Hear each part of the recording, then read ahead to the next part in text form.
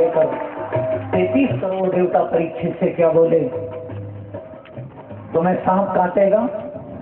परीक्षित ने प्रणाम करके कहा, आप लोग कौन हो?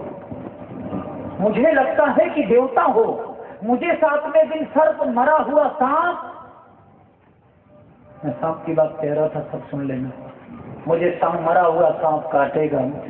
सब बोलो सांप बदला लेता है। उसकी आंखों में एक कैमरा जैसा होता है, जो सामने चला जाए मारते समय उसकी फोटो, उसका चित्र सांप अपने आंख में रखता है और उसकी सर्पणी आती है, अपनी आंख से सांप की आंखों से उस सर्पणी अपने आंखों में उस चित्र को उतारती है और उसके आने वाली पीढ़ी 3 पीढ़ी क्यों ना बीत जाए पर उसका बदला उनके बच्चे भी लेते हैं।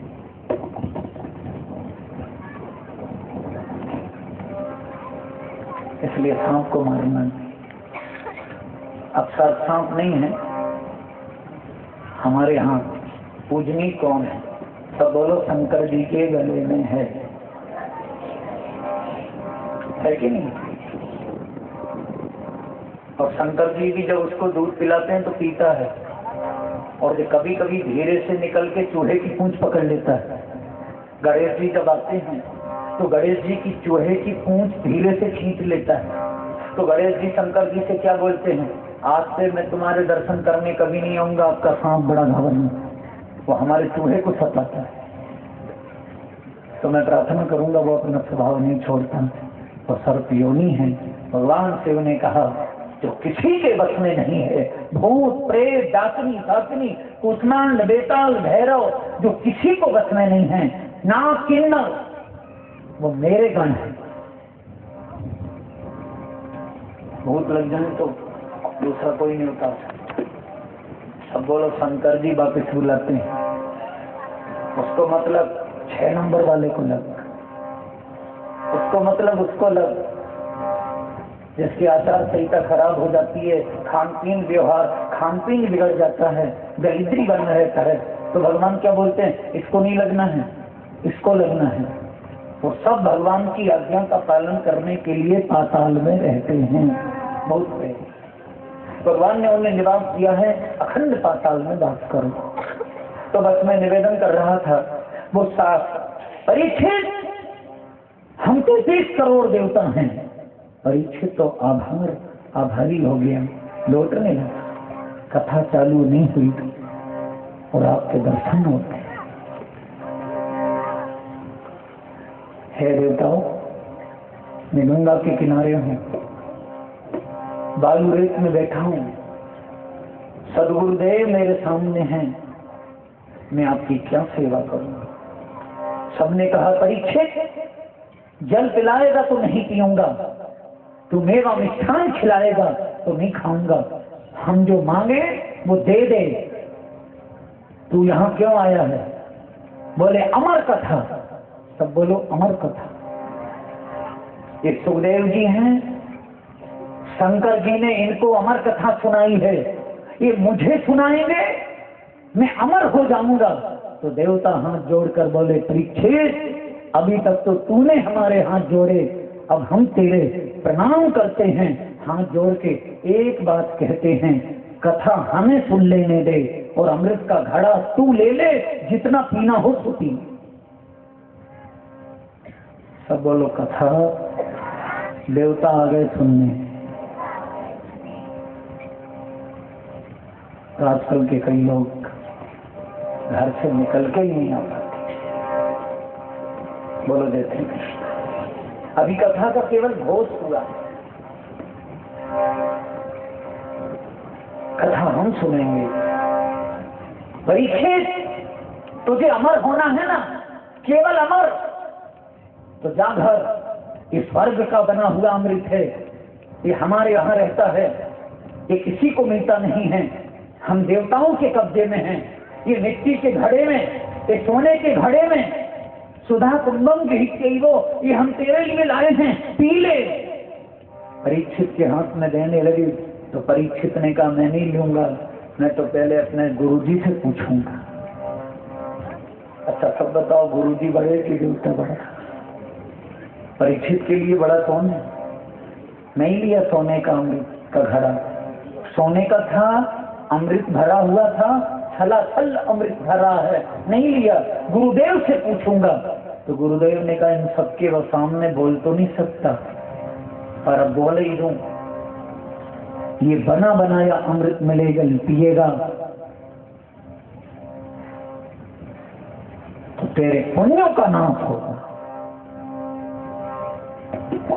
आज तक तूने जो पुण्य किया है इस अमृत के पीने से, क्योंकि बिना मेहनत का मिल गया है इसलिए पी रहा है, तेरे पुण्यों का नाश होगा। और 7 दिन बैठकर 3-3 घंटे एक आसन लगाकर कथा सुनेगा, मेहनत करके सुनेगा, तो उससे तू समझ जाएगा, तू अमर हो जाएगा। निर्णय कर, देवताओं के लाया हुआ अमृत पीना है।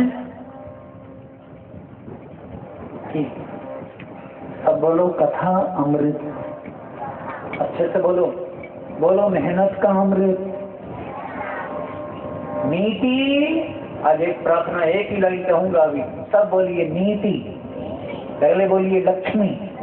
लक्ष्मी किसका नाम है? अच्छे सुन लेना, लक्ष्मी किसका नाम है? नीति अनीति दोनों के मिक्सर से, नीति और अनीति दोनों के मिलके जो घर में आती है उसका नाम लक्ष्मी है। तो आप सबके घरों में जो पैसा आया है, बोलो लक्ष्मी जी आई है कि महालक्ष्मी जी? नीति और अनीति दोनों से मिश्रित होके जो आती है वो लक्ष्मी है, और केवल नीति से जो आती है, सदाचार से आती है, उसका नाम महालक्ष्मी। और जो नीति और अनीति दोनों से होते लक्ष्य आती है, उसे अच्छे से बोलो, सब बोलो नीति, बोलो अच्छे काम, अरे बोलो बुरा पड़ा तो वो भी काम, बोलो दोनों से इकट्ठी हुई उसका नाम लक्ष्मी है। तो जो बुरे से भी आई है, अच्छे से भी आई है, तो वो दोनों जगह खर्च होती है, बुरे में भी खर्च होती है और अच्छे में भी खर्च होती है, उसका नाम केवल लक्ष्मी है। वो छोटी बहन है, पर लक्ष्मी जी की बड़ी बहन का नाम बोलो, बोलो महालक्ष्मी। केवल मेहनत से आई है, वो कभी गंदी जगह नहीं लगती, बीमारी में नहीं जाती, और आपके अन्य जगह उसका उपयोग नहीं होता। उसका नाम क्या है? बोलो महालक्ष्मी, अच्छे से बोलो महालक्ष्मी। तम कथामृतं प्रस्तुतिरिनं कविभिरीडितं तम कथामृतं प्रस्तुतिरिनं।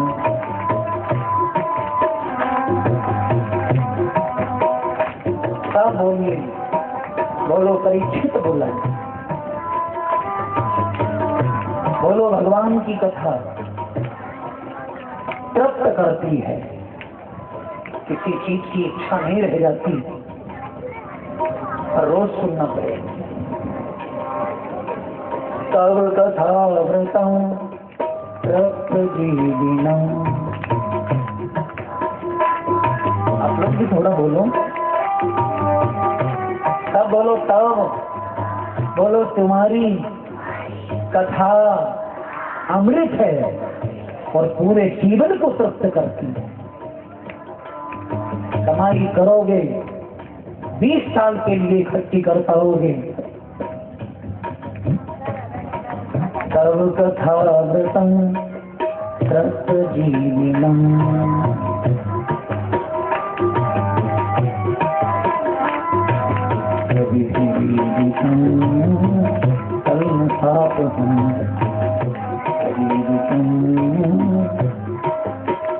हे प्रभु, कलयुग में जितने भी सांप आ रहे हैं वो सबको नष्ट करके अमृत देने वाले। तब कथा व्रतम घर जाते जाते इतना तो याद करते ही जाना। सब बोलो तब कथा व्रतम। हिंदी बोलो, बोलो तुम्हारी कथा अमृत है। तब कथा व्रतम रक्त जीविनम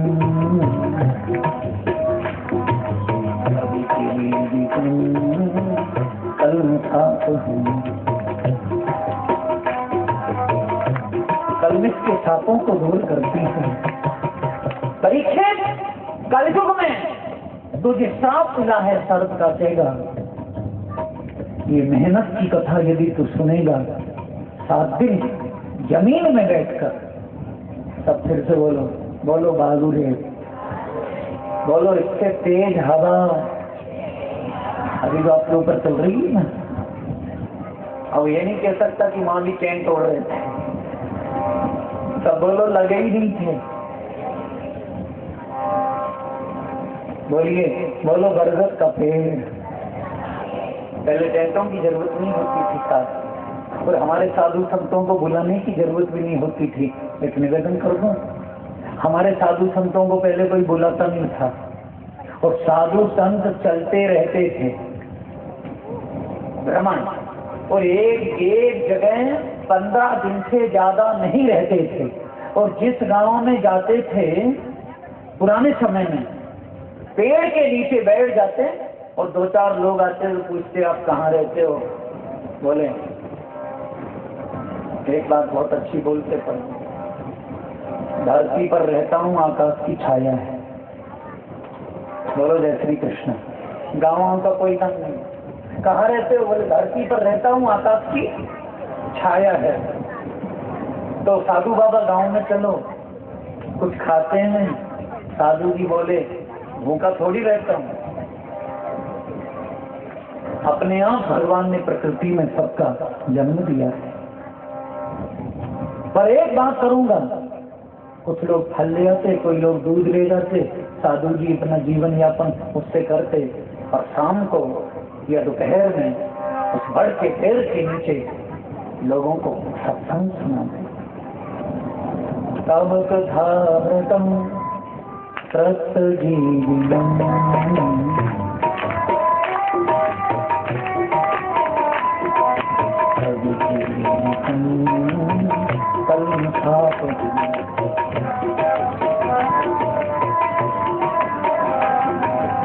खलु गोपिका नंदो भगवान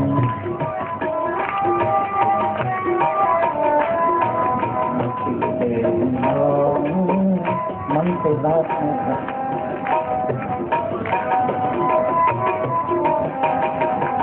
हुई। भगवान की बहुत बड़ी दया हुई और परीक्षित ने लौटा दिया।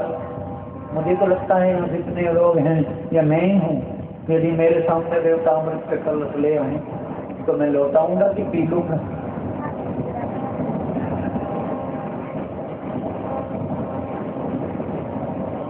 बोलो जैसी मना, और मना भी क्यों किया? परीक्षित ने सोचा रुक जाइए पीऊंगा, पर गुरुदेव की आज्ञा पूछी चाहिए, और गुरुदेव होते हैं अटल।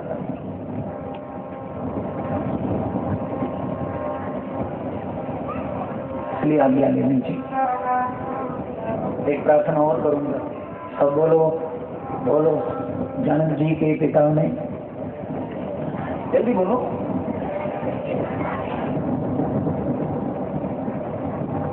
संकल्प किया, पूरा नहीं कर पाए।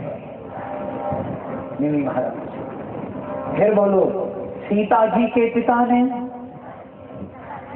संकल्प किया, जो धनुष तोड़ेगा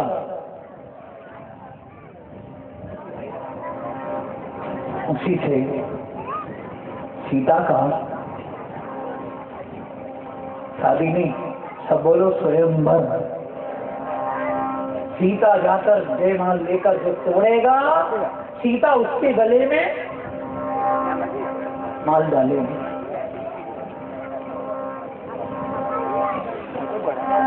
मुझे लगता है कि होली वाले भी आई गए।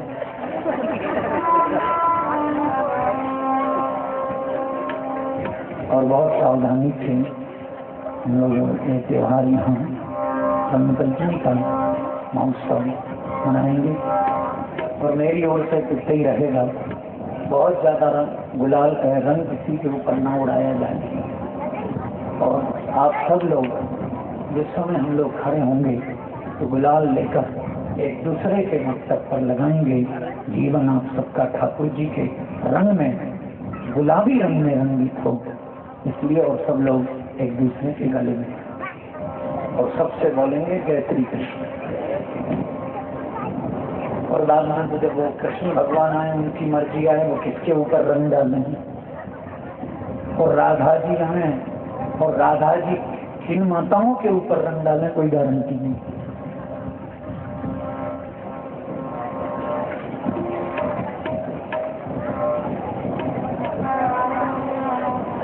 परीक्षे तुम तथां वक्तुं सभायां संस्कृते सुखे सुधा कुंभं ग्रहीत्यैव।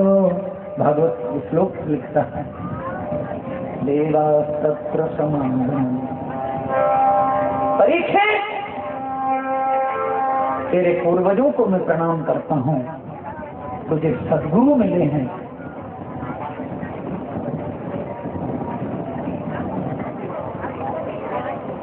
बोलो जय श्री कृष्ण। अच्छे से बोलिए सब।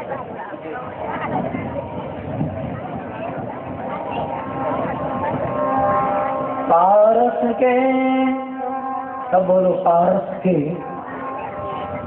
परसन से कंचन भई तलवार। सोने की तलवार थी, ये लोहे की तलवार थी, और पारस धातु छिपा छिलाई। फिर से बोलिए, बोलो पारस। लोहे को छिला दीजिए तो सारा लोहा क्या बन जाता है? सोना। तलवार किसकी थी? लोहे की। पारस पत्थर छिलाया ऊपर से नीचे तक, तो तलवार किसकी हो गई? पारस के परसन से कंचन भई तलवार, पर तुलसी तीनों ना गए। अब बोलो सोने की बन गई, और बोलो तीन नहीं गए। धार, अच्छे से बोलो धार, बोलो मार, बोलो आकार। तलवार का आकार जैसा का तैसा है, धार जैसी की तैसी। वो लोहे की थी, पारस छिला दिया, सोने की बन गई, पर तीन चीजें नहीं बिकी। पारस के परसन से कंचन भई तलवार, पर तुलसी तीन